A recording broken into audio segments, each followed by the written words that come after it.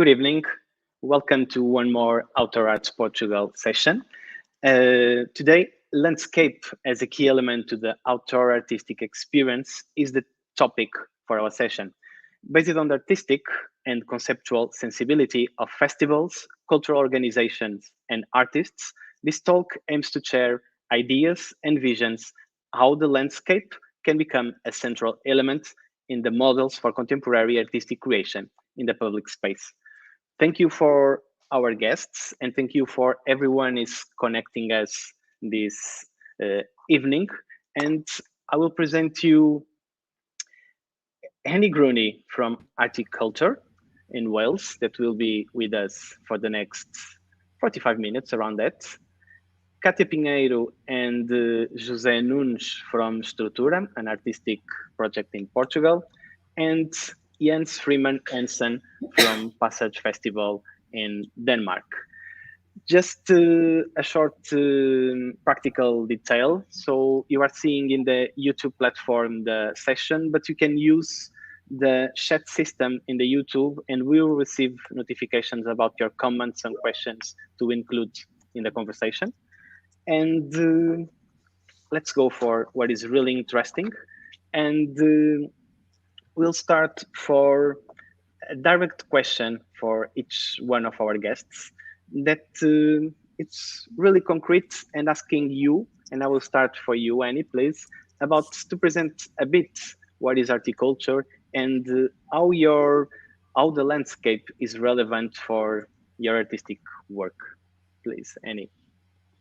Okay, so first up, Articulture is an organisation in Wales, which is part of the UK, one of the devolved nations. Wales covers an area of about 20,000 square kilometres and has a population of 3 million.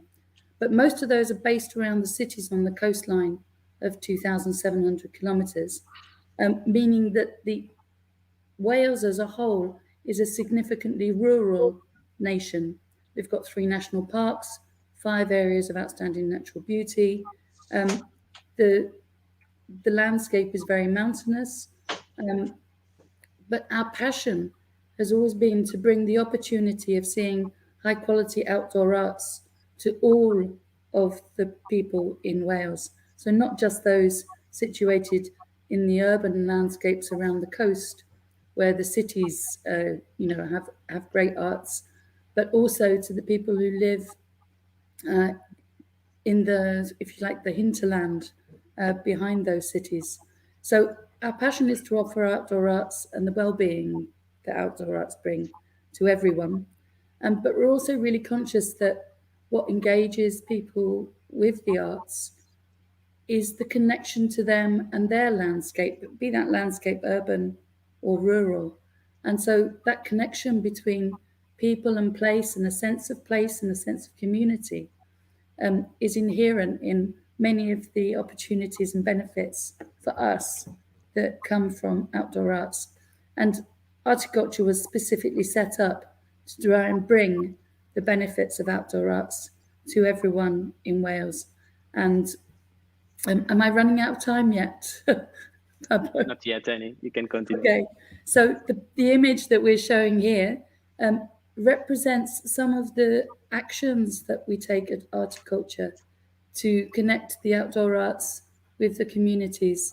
So you have a coastal image of a woman called Crystal Lowe and her project called Daughters of the Sea, that was part of a conversation we held in 2020 with a number of podcasts around artists and producers and landscape managers talking about their relationship to the arts and how it influenced them and their connections with their communities. And there is a fantastic podcast by Crystal, which I'll send to Bruno afterwards. Then you have on the contrasting to that on the left, you have a piece called Querin, which was an exploration of the queer community here in Wales with the traditional Welsh folk traditions that exist and how that explores. So 3 dancers they toured, so they worked in different festival and environments, but with this dance piece. And then you have on the right, bottom right, you can't see the poor little people sat in the trees, but this was actually a consultation meeting with a number of artists in the Havran forest, where they were brought together for a day and then went out to explore how they would like to represent that forest or their experiences there to the community. And finally, to the bottom left, with a project called Abagem, which was in Aberystwyth, and was a project put together with Articulture and the university and Mind, which is a mental health charity here in the UK. And it was about young people exploring the Aberystwyth through a live gaming experience, so if you like, reality, but through gaming as well. So we kind of go at this from all the different angles we can think of. And the key to our production is the number of partners that we have. Big believers in partnership. Thank you, Annie. Very, very interesting.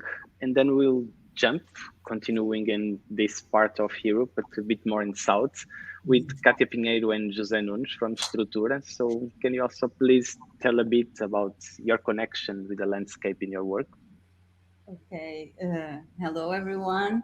And so we are Strutura. It means in Portuguese structure, and we are mainly a theater company. But we think that term is a little bit reductive for what we do. We don't do only theater shows. We create transdisciplinary projects.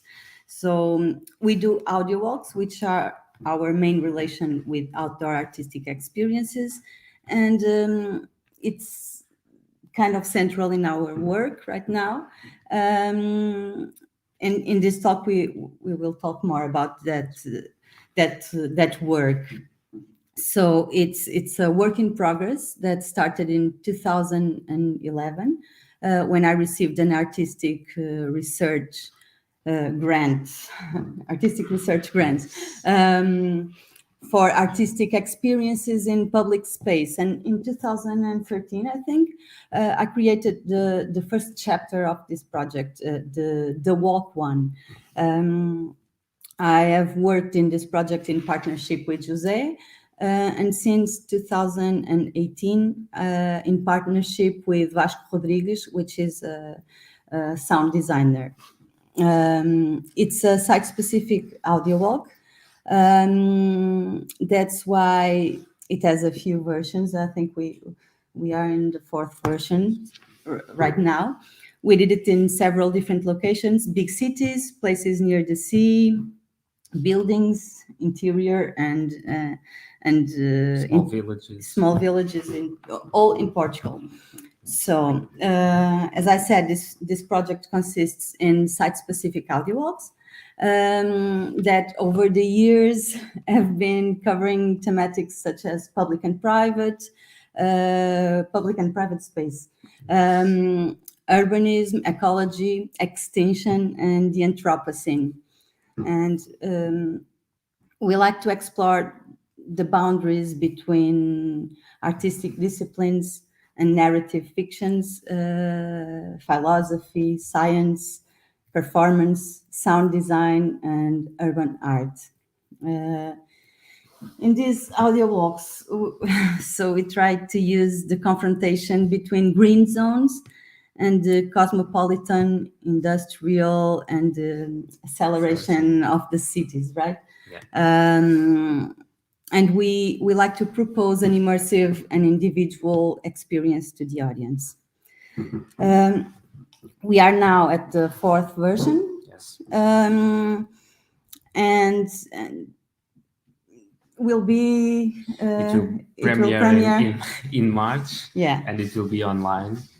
Yeah, it's a other layer that we put to this project. And we also will now collaborating with a video maker, Portuguese video maker Vasco Mendes. And it will be a video experience, but it can be done outdoor too, if you download the audio. and the video will have two versions, one in Portuguese and the other one in Portuguese Sign Language, which was something we want to add to this project too, because it's not turn it more inclusive, because it is not. You have to hear to do an audio walk. Yeah. You have to be walk. able to walk, and usually they are also exclusive because we do it in small communities and site-specific spaces. So the people of that spaces are the only benefactors of it. So we expand the audience range of this project. And also with the pandemic situation, we start to think more in online projects, and we already made some. So it's a continuation of that. I think it's done, the presentation. I don't know. And the relation with landscape, I think we can talk more in the sequence of the conversation. We have time for this connection, and I think yes, because Katia. it could be a lot. Okay, thank you for your first presentation. So we'll continue this talk in between all the guests. And now is the turn from Jens Freeman Hansen from Passage Festival in Denmark. Jens, how the landscape is in your artistic life? Yeah, that's a very good question. Thank you very much. Very, very happy to be here. First of all, I am the director of a festival in Denmark, also one in the UK. I'm more talking about the perspective of the Danish festival here, but it's also including some experiences that we have working in the UK. Basically, it's a festival is most festival, not every festival, but many festivals have kind of an urban center, and so have our festival. We take part in a town, Helsingør, which is 50 kilometers north of Copenhagen. And we are very much inspired by the continental European tradition for running street theater festivals, meaning that we have a few days where a lot of things are happening in the center of town. And then we are always curious of developing new stuff. And from time to time, we are also meeting artists who have ambitions on working in landscapes, or a situation can happen so that we actually end up being almost forced to go out in the landscape to do our artistic work. And I would like to say that the pandemic for us, we actually carried out the festival both in 2020 and 21. But it was really a reason to try to redefine ourselves. We were forced to. And what we really did was actually that we presented a lot of performances out in the landscape, out in nature, basically. In the photo, you can see one of them, it was on a beach. And I think also in these times where we are talking a lot about the green Europe, that we all have to be more sustainable and have to build more green festivals, it's also a reason to maybe try to go out in the landscape and find new ways of doing artistic production. And it's also something that for me at least is very central to the definition of being a European festival, that the beauty of the landscape, the local people living in our town also not only seek their cultural experience in the center of town, but also goes out in the landscape to find new approaches to basically being a human being. So I think it's something that we might see more of in the future, not only in our festival but also in other festivals around. I think there's a distinction that I would like to make, and that's because on one hand we have site-specific work, which is very much built on a certain location that had certain qualities that the artists want to make use of, show something very beautiful about that site, or have a certain interpretation of it. And the other thing is touring work, where you actually might have built some of the performances you've seen here are built for a beach. This, I think, is a very important distinction, that and for me, it's a big difference that we also at festivals have to look for new spaces to accommodate the needs of the artist, which can be very much natural spaces, landscapes, situations. And I think that's something that can be a very important part of a festival. I think that's it for me now. I'm looking forward to the further discussions, but I think I'll leave it there. Thank you, Jens, for this starting point. And I think this is the moment to put some questions. And I think the first one is more directed for you two, Jens and Annie. And Jens, you bring the situation of the site-specific, and you have a space in your festival for the site-specific works. But my questions for you both, Annie and Jens, and feel free to start once first. It's about how you see the space for the site-specific works in the European festival scene. There are space is growing. How you see the current situation?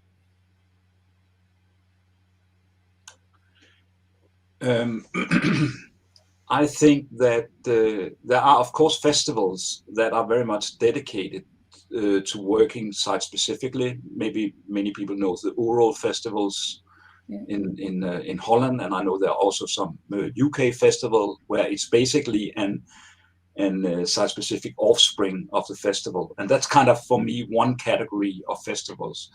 The other thing is how more conventional festivals or more broader thinking festivals, how they are working with site-specific work. And I think there are two problems that at least that we are facing. One is that it can be quite hard to find the right space that can actually accommodate what the artist wants to do to achieve their artistic goals.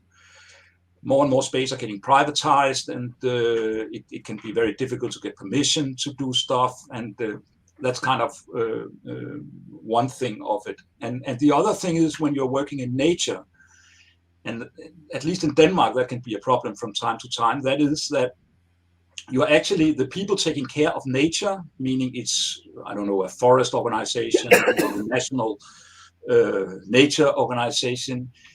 We are not very far in terms of artistic activity is also a part of working in nature.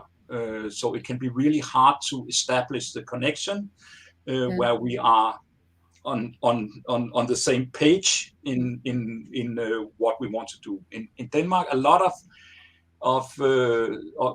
most people think, or at least the interpretation of what nature is like, it's more an activity where people interested in birds, in butterflies, in trees, they can hang around. It's not a place for artistic work. This is it's actually simplifying it a lot, but it is a thing that we are meeting when we are trying to do projects in nature, that it can be really difficult because artistic work is very often not considered to be something that should take place in nature because it can make some damage to nature, or there can be a million of different reasons. I think you're right, Jens.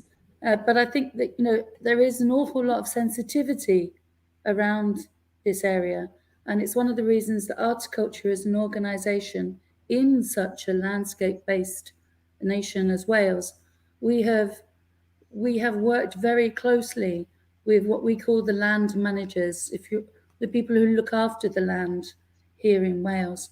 And I think it's very interesting that the areas of outstanding natural beauty, of which there are 5 in Wales, and as a UK and within Wales, now have their own arts and cultural strategy, because they've recognised that the love and connection and the shared experience that people feel when they are at something in the nature or landscape that moves them, makes that connection for them with the landscape and makes them care about that landscape.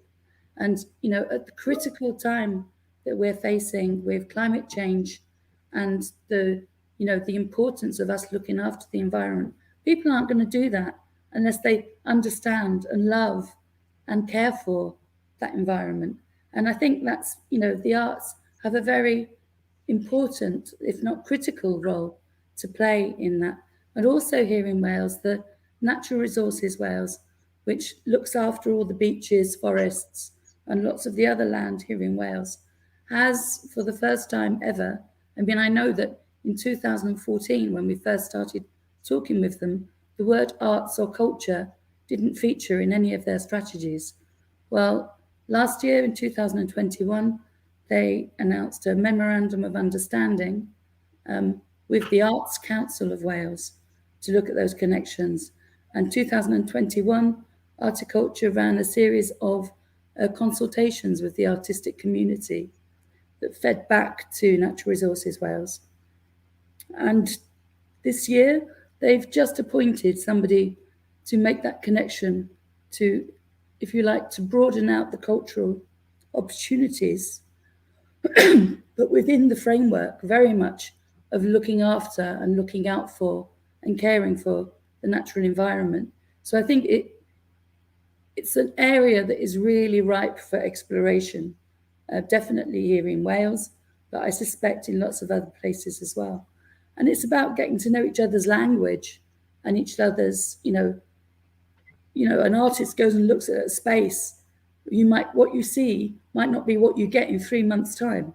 That tree that is, I don't know, 10 foot high might be 15 foot high with birds nesting in it and, a whole different, if you like, landscape and backdrop within 3 months. So, yeah, very exciting area, I think, to explore.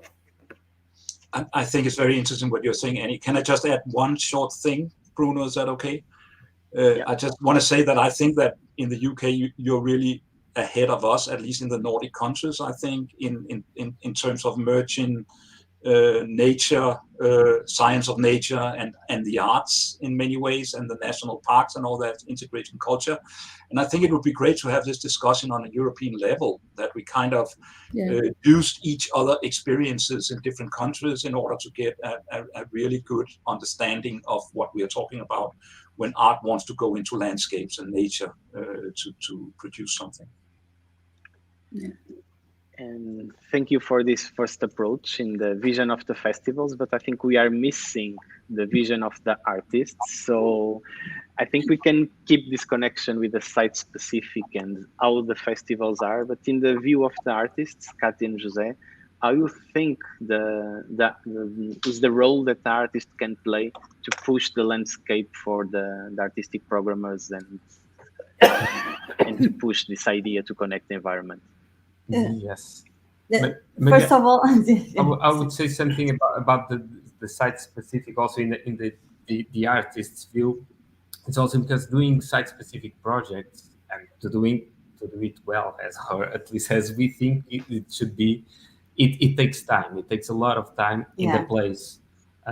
We have to research, to talk Yes. to the community, to observe the space, Yes. and in our case, to write. We already presented it in a festival in Portugal, but it has a lots of costs because we were there in artistic residence 1 year. 1 year before, almost 1 month.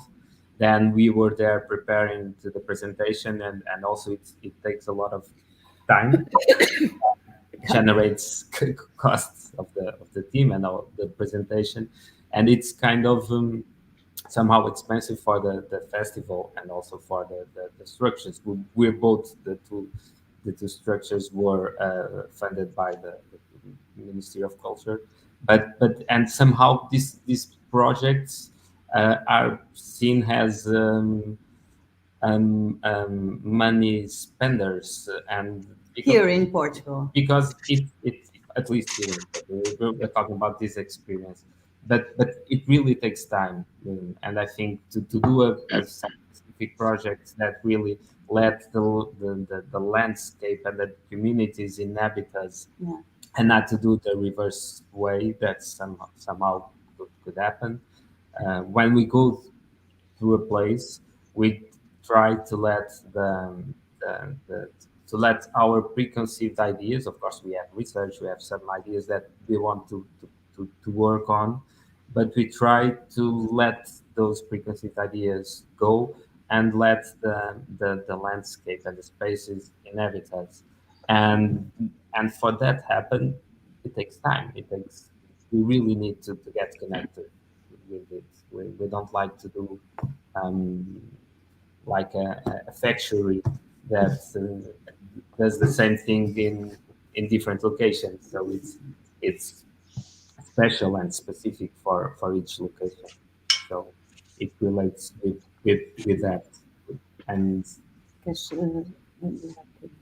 and the answer, the question that you made, sorry, was what's the role of that artists can have to change this situation, to gain more space in the programming of the festivals? $1 million question. Yeah. Yes. We don't have an answer for that, I think. But I think we are very aware of the eco consciousness that surrounds also the festivals and all the work that we do. We generate carbon emissions, so we have to think about it. And in our work, and specific in this project, we talk about ecology, about the Anthropocene, about extinction, and we think that not only the cultural programming context, but also the artistic projects are facing challenges, and to answer to that challenges, I think what we listened before about that outdoor projects and landscape projects can be a change in the system. I think it will be it can have an impact, and it can also help to change things. I think the pandemic situation, like Jens said, brought us also to a place to think about the places of the artistic work and the connection with nature and landscapes. Yeah. And urban landscapes are not. We tend to think differently. I wonder if it's the same in. You wonder if? I wonder if it's how similar it is being in Denmark and Portugal to here in Wales, for example, where during the pandemic, I think the understanding of the value of creativity and artistic activity and the value of being outdoors, going for a walk, exploring the natural environment, that's just exploded here in Wales. People have such a enhanced understanding of, oh, hey guys, this is good for me. This makes me feel good. This makes me feel good about myself and about my neighbors, for God's sake. It's crazy. So I think those, that the long-term projects that you talked of our immense value to those communities, and not just in terms of delivering an artistic experience, but like for people's health and mental health and well-being, and for bringing communities together, and to improving self how people value themselves and their communities. So hopefully, I'm always hopeful, but hopefully, this is now more visible and becomes, I hope, therefore more fundable. Yeah. If I just could add one thing, that in Denmark, we don't really have a festival tradition as you have in many other countries, meaning that for our street theater festival, we have basically adopted concepts that we found cool in from other countries, and have over time it's developed into becoming a quite big festival. But it's basically a little bit French, a little bit Portuguese, a little bit Spanish, a little bit English. It's a mix of everything. And I think what is the advantage by that kind of more flux kind of festival model is that when changes happen in public space, it's quite easy for us to change. Where Yes. For some of the big festivals that have become very conventional and very fixed in the concept that they have been developed, also together with authorities and many other interests in the festival, for us, it's quite easy to do it in another way. And this was really something that we saw at the pandemic, where we basically, we basically canceled the old festival concept and did a festival in nature. In terms of comparison, I think it's important for me to say that we haven't been so hard affected by the pandemic in Denmark as you have in both Portugal and the UK. So the situation is a little bit different here. It was almost a normal festival that we actually could do because there were not many restrictions. But I know in 20 and 21 there was some peaks in the pandemic that made things very difficult in both the UK and Portugal. But I think, Jens, you're right to say that people's perceptions here in the UK of what is a festival are very fixed. And, to someone like me, Passage Festival and what it's done over the last few years particularly is really exciting, because it is that thing about taking what's cool from other countries and putting it together. Whereas I'm sure, I don't have statistics, but I'm pretty sure for most people in the UK, if you say to them, what's a festival? They would say, you take your tent, you go into a field, and there's lots of different music on different stages, and you get very drunk and have a nice time with your friends. That's not the case now, but still that's lots of perceptions of what a festival is. And obviously doing site-specific work in that culture, in that environment is not impossible, but very different. So, having the freedom that Passage has, not to be trying to fulfill someone's expectations of what a traditional festival is. Grass is always greener on the other side of the fence, Jens. That sounds great to me. Yeah. But thank you for the nice words, at least. Okay, and thank you for this really interesting interaction. I think this is the best part of the conversation. And before turning the point for our last part of the conversation, because we already use half an hour, so the time passes very quick. I'm looking for the comments, and I think there are quite interesting connections, starting from this one from Bilgi that is asking for some names that Jens and Annie show in the pictures. And we continue for something in this conversation that Mike Rivalta force that could be very interesting if we can gather some examples. So maybe this is some ideas from the comments about future perspectives. So my next questions for you is, any one of you have any kind of list or any connections that could make a starting point, maybe to share with the participants and to spread the words and to convince more festivals to connect the landscape? So are you doing it by yourselves? Do you know any place where we can gather this information, or we need to start by zero, like these comments are saying? I think in a way you have to, sorry for just breaking in here, but I think in a way it's always a start from zero. You always have to start from zero and see what the artists require. But what is really important as a festival is not to develop fixed formats, and especially an outdoor festival, that you kind of have an open format, so that when artists come with great ideas happening in new spaces, and I think public spaces can also be digital spaces or pandemic spaces or whatever. We really have to be open and alert in order to accommodate what the artists want to achieve. I think that's the main thing here. And also the same thing about landscapes. And when artists want to if it's a really consistent artistic idea, I think we should do whatever we can. And I know I just saw that Bill G made one of the comments, and I really admire the work that he's doing in terms of working site specifically in the UK, and also from Tardiga. We have also been very inspired from what they have been doing over the years, when we suddenly go out of town and experience something in a completely different space.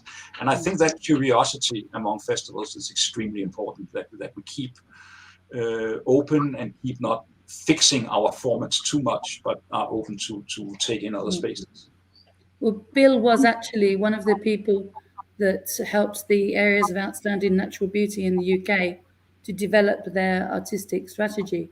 And, you know, from previous work that Articulture has done with people in England and things like the Inside Out Festival in England, where they have been doing this for many years, for having festivals that, if you like, happen on multiple sites.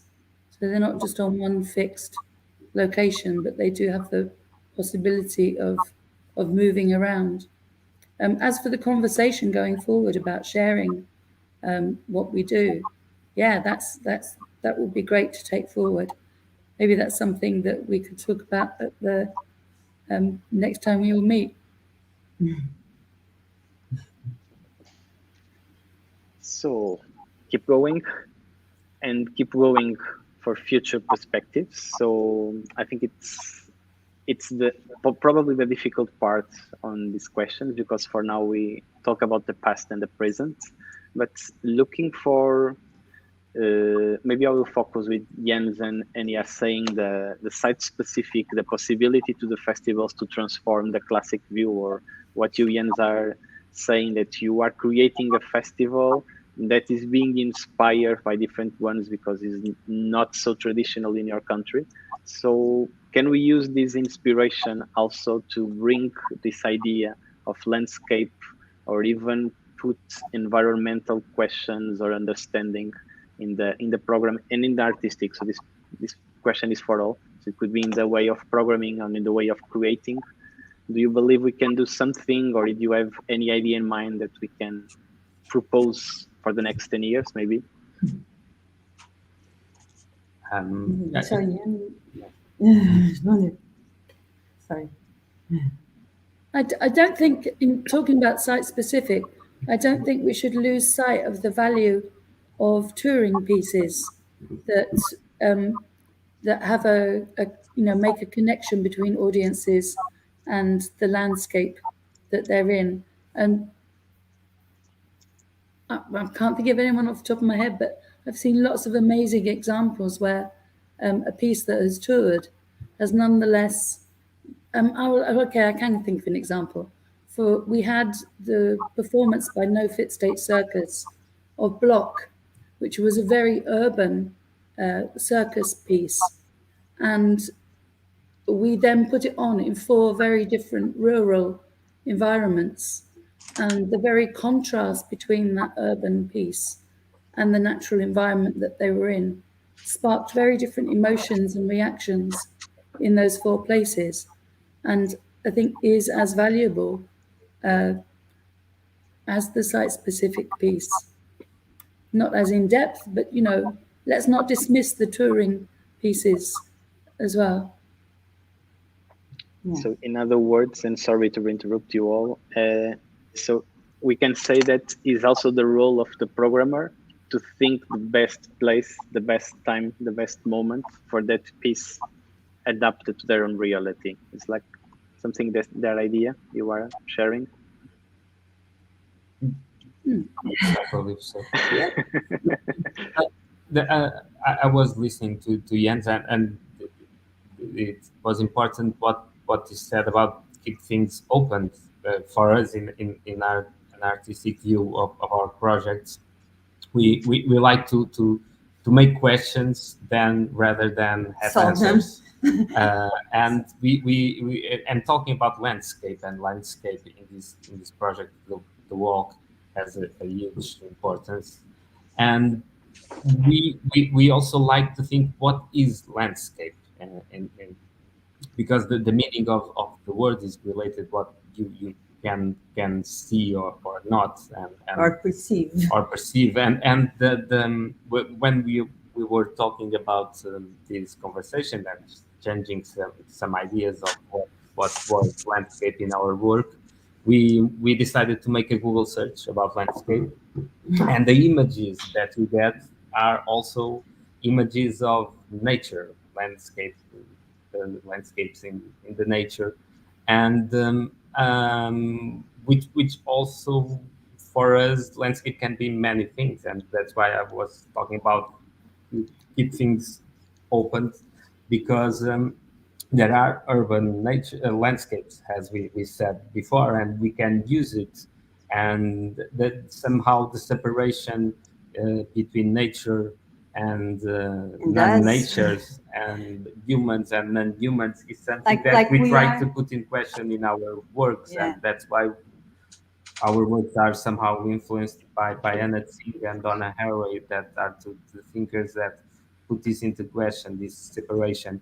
And we like to mix them and to confuse them when in this project, because what is nature? We are nature too, and we are in a city, and we create nature. And we tend to think about the cities as the cement and all the buildings and stuff that we construct are not nature, but we are nature, so we construct nature that's intertwined. So to relate this with the changing in cultural programming, it's probably not to get things fixed, because landscape can be many things, and we can relate lots of things with it. And of course, I love, and we are separating these two things, but I know that in the next minutes I will use the word nature and landscape with the meaning that I'm trying to with the wall between you and, because it's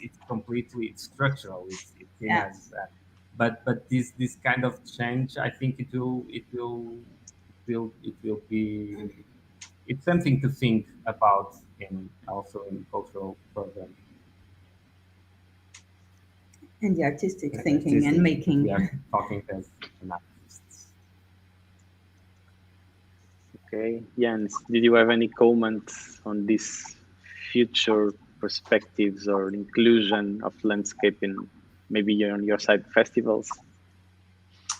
I think it's an important aspect for sure, and it's something that we should be aware of, but also I think that I think there are two sides to it. The one side is that from time to time we get offered great projects from artists dealing with landscape, and hopefully we are festivals that can somehow handle that and provide the things that they need, the landscape that they need in order to do it in our festival. I hope that our festival not become fixed in a way where we have to say no because it's something with the landscape. And the other thing is and I know also that actually between the UK and Holland, and I know Bill G has always also been involved in some of this, that there are projects across different countries where you're developing things together. And this I think is really interesting, because the landscape as a category is a very European thing. And it's something that is really interesting. Of course, every landscape is very particular and has its own qualities, and you can find landscapes everywhere. But it's really also very interesting to have this discussion in different countries, in different artistic contexts. And this, I think, could be really, really interesting. And there are some very good projects that I know of who have been dealing with this, but there should be more. And I would certainly be interested in any project in the framework of Creative Europe to try to develop that with festivals and artists in order to find new ways of working with this. I think it's really interesting. And I also think that landscape is very much a place, or nature is a place where we redefine ourselves. When something happens, the pandemic, we go to nature. So it's also a way of revitalizing the arts, I think. There's a lot of potential in this. Yeah. There's also the fact that, landscape for me, what is nearly always attractive is its relationship with the people around it, the people who care for it, but the people who live nearby, the people who have inhabited it in the past, and those histories of landscapes. So that definition that you were talking about, Katia and Jose, about landscape, it's loaded. There's lots of different, it's a word that wants to burst out in every direction. And for that reason, I think is what makes it so exciting. So, and back to the comments, just to say that Dastas Fest totally agrees with you, Annie, about the touring question. So, just to give some feedback what it's happening in the chat of YouTube now. So they are starting some sharing names about the artists working in that field, and we are in our time. But I think we can make just the last round very quick if you can do it. I will try to not do a very difficult question, but I will ask you maybe not just thinking about the landscape, but how you can change a bit in your work in some innovative way. So, and we know you all work a bit with landscape. What is the challenge or the situation that you wish to solve in the next few years? Could be 5, 10. There are something that you really wish to change? One word is okay. It's not something I can change, but it's something that I think is happening. Is that with climate change, we need to look not at how terrible the situation is, but what we want for the future.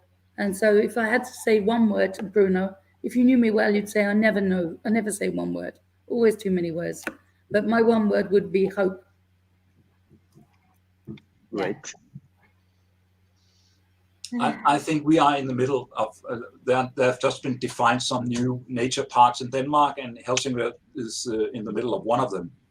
And my ambition is really that we get the arts into it, into the discussion about how we are going to define and develop this nature park. But it's not easy, but we will try.